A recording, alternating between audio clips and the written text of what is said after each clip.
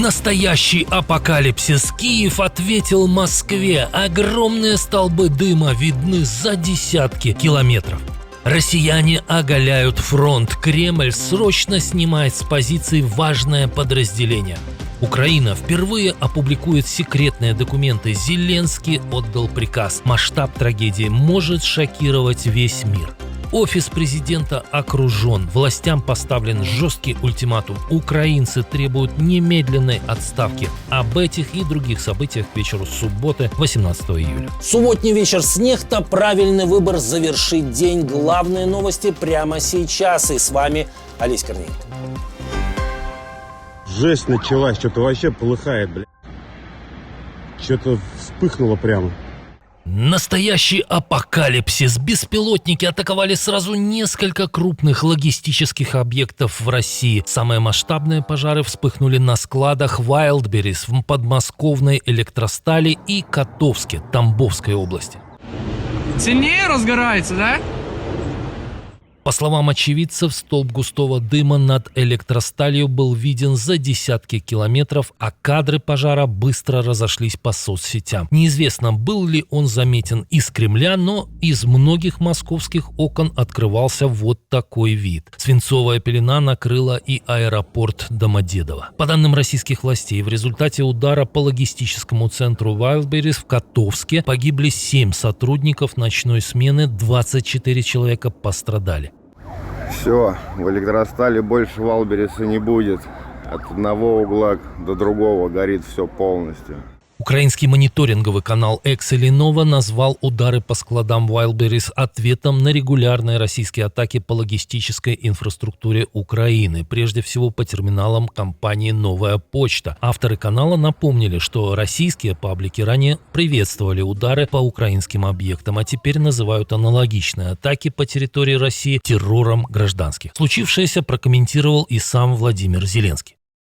В частности, в ответ на российские удары по нашей гражданской инфраструктуре, по нашим городам и общинам были повреждены 2 значимых логистических объекта в Московском и Тамбовском регионах на расстоянии более 500 и около 700 километров от линии фронта. Они использовались агрессором для обеспечения поставок подсанкционных комплектующих для производства дронов и навигационного оборудования. Кроме того, в подмосковном Ногинске была поражена нефтебаза. Пожар полыхнул такой, что местный губернатор Андрей Воробьев не смог не признать очевидного. Причем в этот раз не было никаких сказок про обломки и задымление. В результате падения беспилотника произошло возгорание на территории нефтебазы в Ногинске. База используется для хранения и перевалки светлых нефтепродуктов, бензина, дизельного топлива, керосина. И этот удар точно усложнит снабжение АЗС столичного региона топливом. Вот нефтебазу взорвали. Экономика России летит в пропасть. Очевидные сигналы подает фондовый рынок. Он снова завершил неделю в минусе. Индекс Мосбиржи, который учитывает котировки 46 крупнейших компаний страны, снизился почти на 9%. Но по отдельным корпорациям ситуация выглядит более драматично. С начала июля акции «Газпрома», банка ВТБ и Сургутнефтегаза рухнули на плюс-минус 21%, Норникеля на 24%, Аэрофлота почти на 26%, а МТС на 28%. Крупнейшая в России золотодобывающая компания «Полюс» потеряла за полмесяца половину стоимости. Силы беспилотных систем Украины продолжают разгром теневого флота агрессора. За прошедшие сутки дроны поразили еще 13 судов, в основном в Черном море, но один был настигнут в Азовском, где в последние дни судоходство практически остановлено. В этот раз под удар попали 8 сухогрузов, танкер, газовоз, буксир и 2 плавучих крана. Об этом сообщил в своем телеграм-канале Роберт Мадяр-Бровди. Всего за 13 суток операции «Молочка» украинские дроны атаковали 172 российских судна в Азовском и Черном морях. Заодно с танкерами и сухогрузами поражены и самые лютые пропагандисты захватчиков. Наш флот разъебала страна, у которой нет флота, блядь. Ну смех да грех, блядь. По сведениям Мадяра, для защиты остатков теневого флота противник срочно снимает с линии фронта 200 расчетов подразделения «Рубикон», которые будут размещены на танкерах и сухогрузах. Также оккупанты перебрасывают с линии боевого столкновения большой объем средств ПВО – зенитные дроны, переносные зенитно-ракетные комплексы и пулеметы. Противник вынужден существенно ослабить специализированную беспилотную компоненту в виде «Рубикона» на участке фронта, чтобы сохранить остатки теневого флота РФ. И это ГУД. Операция «Молочка» в действии. Таким образом, оккупанты ослабляют и свои позиции на земле, а на море Мадяр пообещал поразить все оставшиеся суда вместе с зенитчиками. Причем даже указал точный срок – до середины августа.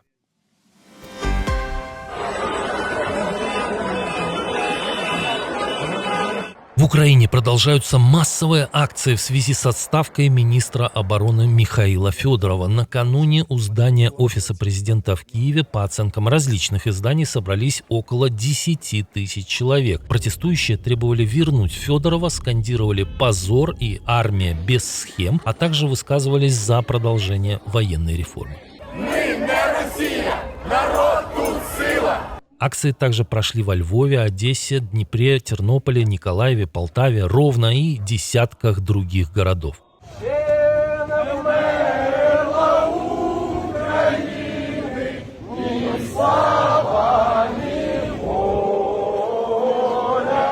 В Харькове протесты несколько раз прерывались из-за воздушной тревоги и взрывов. Участники спускались в метро, а после отбоя возвращались на акцию.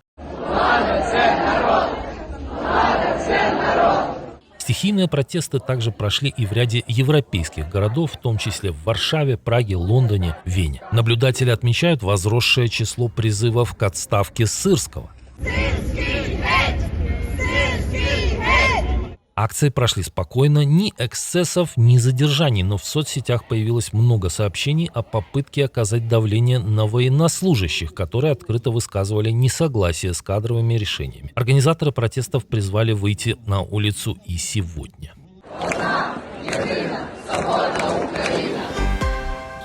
США могут перебросить в Израиль дополнительные самолеты-заправщики на фоне возможного расширения военной операции против Ирана. Об этом сообщает Axios со ссылкой на американские и израильские источники. По данным издания, соответствующее решение президент Дональд Трамп может принять уже в ближайшие дни. Как пишет Axios, усиление американского военного присутствия должно усилить давление на Тегеран и подтолкнуть его к выполнению требований Вашингтона по ядерной программе. США уже 5 дней наносят удары по иранским объектам и рассматривают возможность более масштабной операции, несмотря на объявленное еще 17 июня перемирие. Представители иранского режима, в свою очередь, заявили о новых ударах по американским объектам в Саудовской Аравии, Кувейте и Иордании.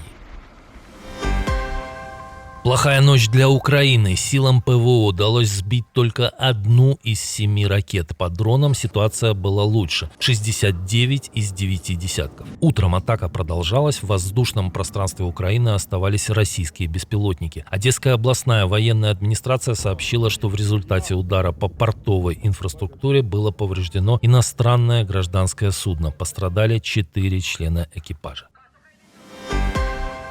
Орбан проиграл, но дело его живет. Венгрия вновь заблокировала продвижение переговоров о вступлении Украины в Евросоюз. Как сообщает «Европейская правда», со ссылкой на источник в структурах ЕС, Будапешт не поддержал открытие для Киева 2 и 3 переговорных кластеров на заседании рабочей группы Совета ЕС по вопросам расширения. При этом Венгрия согласилась начать переговоры по 3-му кластеру с Молдовой. Однако остальные страны ЕС выступили против раздельного подхода. Поэтому решение вновь отложили. Следующее заседание по этому вопросу пройдет 22 июля и станет последним перед летним перерывом в работе Совета ЕС.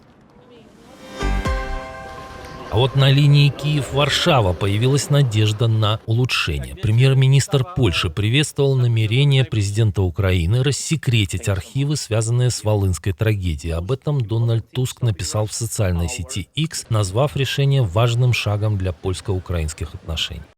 С удовольствием и надеждой воспринимаю слова и решения Зеленского, касающиеся отношений между нашими государствами, которые должны основываться на взаимном уважении и правде. Мы готовы к серьезному и дружескому диалогу в делах, которые нас объединяют, и в тех, которые сегодня нас разъединяют. Накануне Зеленский сообщил, что поручил рассекретить все архивы СБУ и службы внешней разведки Украины по Волынской трагедии. По его словам, это стало одним из итогов совещания по отношениям с Польшей. Президент также анонсировал новые дипломатические шаги для укрепления сотрудничества между странами. Сейм Польши, в свою очередь, единогласно принял резолюцию в память о жертвах Волынской трагедии. Документ посвящен памяти погибших и подчеркивает необходимость продолжения поиска, эксгумации и достойного захоронения жертв. Как заявил докладчик Тадеуш Самборский, польский парламент почтил память мирных жителей, погибших, по его словам, от рук бойцов АУН, УПА, дивизии СС Галичина и других националистических формирований. При этом в резолюции подчеркивается стремление Польши к добрососедским отношениям с украинским народом и важность исторического примирения. Топливный кризис в России углубляется, а вот пожаловаться на него нельзя. В Волгограде задержали 5 местных жителей. Они записывали видеообращение к главе Следственного комитета Александру Бастрыкину. Как сообщает Волгоградский новостной портал, участники жаловались на то, что чиновникам разрешают без ограничений заправлять автомобили, тогда как обычным водителям в топливе зачастую просто отказывают. На всех составили административные протоколы о нарушении порядка проведения публичного мероприятия. А вот одного из них, адвоката Алексея Севастьянова, обвинили в неповиновении требованиям полиции и отправили под арест на 5 суток. Ранее мы вам рассказывали о том, что силовики также придумали подзаработать на несчастных и штрафуют стоящих в бесконечных очередях за неправильную парковку. Спасибо, что досмотрели до конца. До встречи утром.